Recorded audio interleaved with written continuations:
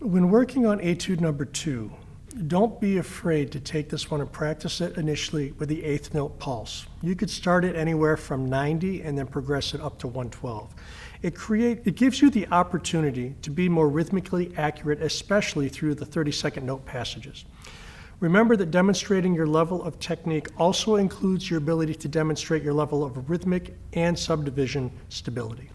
So,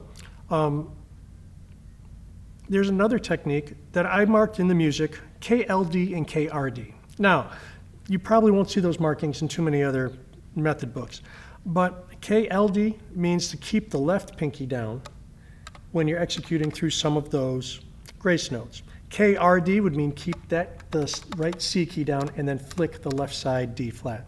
So let me give you an example. This technique can be utilized in measures 1, measure 7, and measure 11. So in measure 1, notice how I kept my right pinky down. Then when I get up to tempo,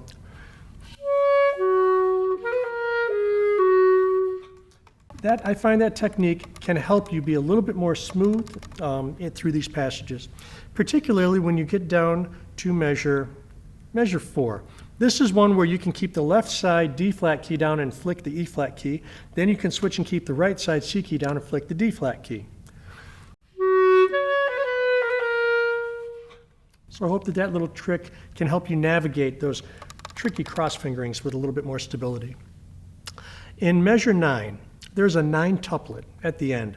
What I would recommend is taking that and execute that in 4+5, and here's what I mean.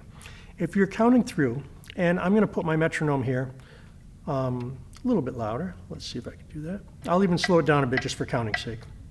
If I'm executing measure 9, I'm going to go 1 E and a 2 E and a 3 E and a 4 E and a 5 E and a opportunity top, where the opportunity is the 5 of the 9 tuplet. So if I'm going to do this with the metronome,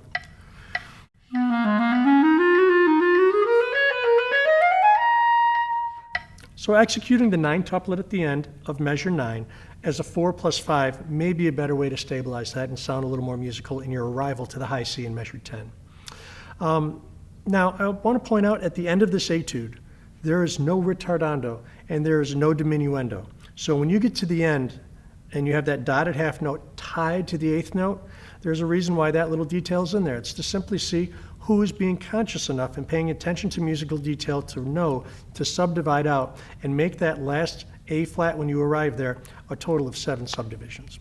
So I hope that those little tips can help you in your practicing and preparation for Etude number 2. And as always, best of luck with your practicing.